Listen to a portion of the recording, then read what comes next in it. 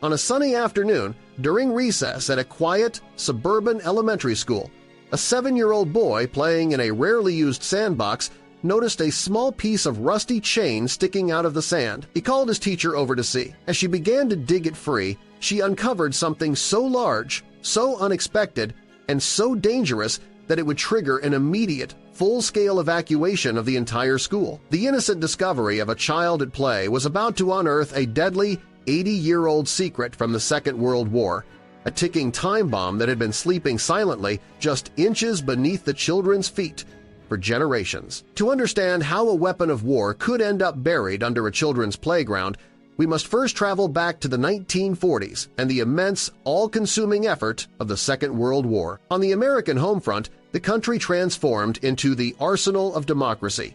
Factories that once made cars were retooled to build tanks and airplanes. The entire nation was mobilized for a single purpose – to produce the weapons, ammunition, and equipment needed to win the war. This resulted in the production of millions upon millions of bombs, artillery shells, and grenades. But this massive arsenal had to be stored and transported.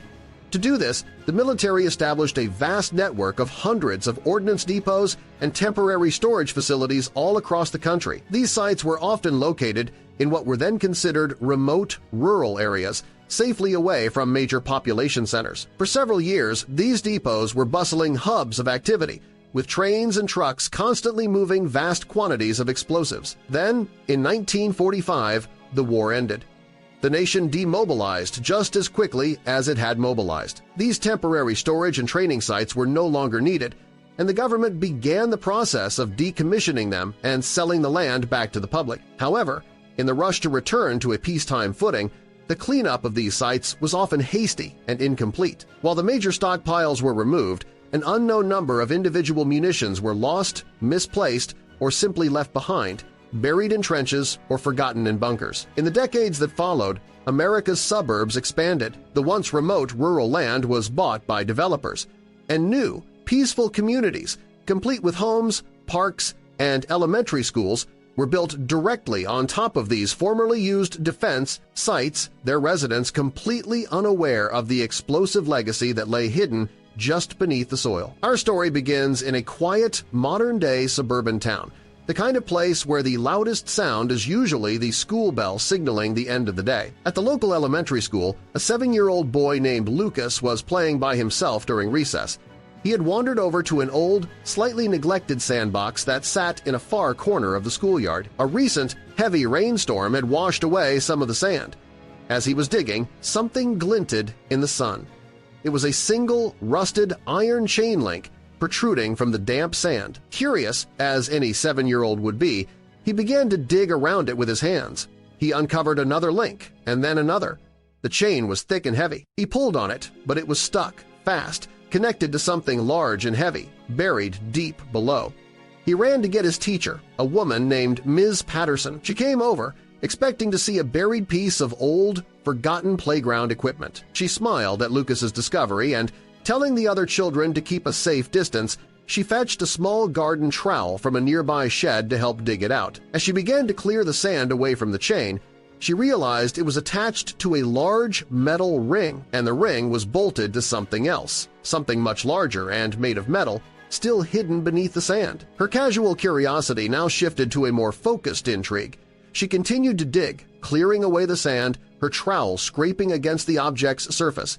Slowly, a shape began to emerge. It was long, cylindrical, and painted a faded olive-drab green. It was then that she uncovered a set of tail fins. Miss Patterson's blood ran cold. She was a history buff. She had seen pictures like this in documentaries. The shape was unmistakable. She was not looking at a piece of a playground. She was looking at the tail of a very large, very old, and very real bomb. She froze, her mind struggling to comprehend the impossible, terrifying reality of the situation. Her first, overwhelming instinct was to protect the children. With a level of calm and composure that was nothing short of heroic, Miss Patterson did not scream. She did not panic. Her mind as a teacher and a protector took over. She slowly stood up, quietly placed the small trowel on the ground, and took out her cell phone. She turned her back to the sandbox to shield the other children from her expression and made a call.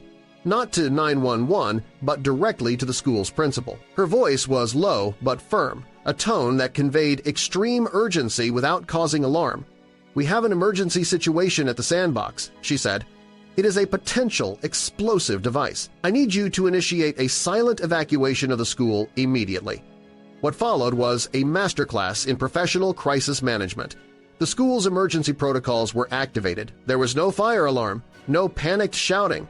Instead, a calm announcement came over the school's intercom, telling all teachers that recess was ending early due to an unexpected gas leak drill. Within minutes, hundreds of children were calmly and safely led back into the school building and then evacuated out the front entrance to a pre-designated safe zone, a church several blocks away, all of them completely unaware of the deadly secret that was lying in their own playground.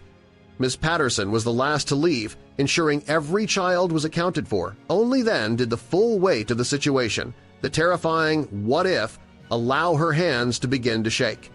The quiet suburban street was soon transformed into a major emergency zone. First, the police arrived, establishing a wide perimeter. Then came the fire department and, finally, the large, imposing vehicle of a U.S. Army Explosive Ordnance Disposal, or EOD, team from a nearby military base. The science of old unexploded ordnance is a deeply serious and dangerous field. An 80-year-old bomb like this one is a terrifyingly unpredictable object. Over the decades, the sensitive chemical compounds inside the detonator can corrode, and the main explosive charge can become unstable. It can become hypersensitive to the slightest shock, vibration, or change in temperature. The EOD team knew they were dealing with a 500-pound weapon of war that could, at any moment, detonate with enough force to level the entire school and the surrounding houses. Dressed in heavy blast suits, the EOD team began the painstaking and incredibly tense process of making the bomb safe.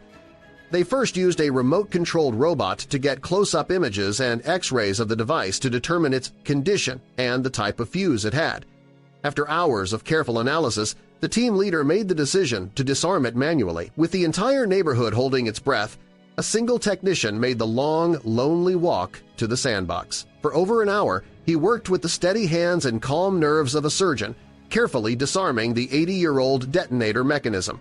Finally, the signal was given. The bomb was inert. A crane was brought in, and the massive, rusted relic of the Second World War was carefully lifted from the ground where children had played for generations. The final mystery was now a historical one. How did a World War II aerial bomb end up buried under an elementary school?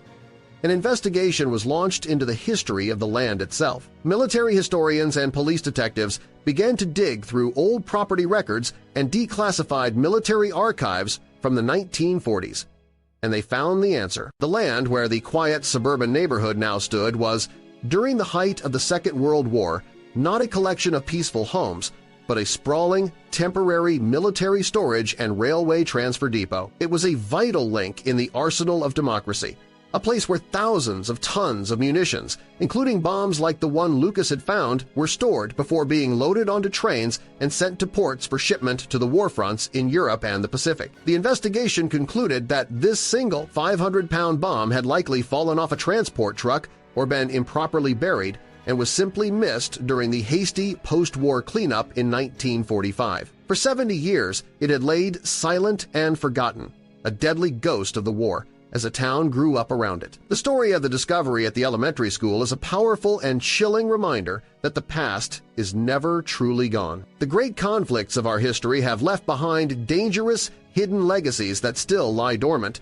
just beneath the surface of our peaceful, everyday world. It is a story of incredible luck and a testament to the two heroes who saved the day: a curious 7-year-old boy who noticed a strange chain in the sand, and the calm, decisive teacher whose quick thinking and professionalism prevented an unimaginable catastrophe.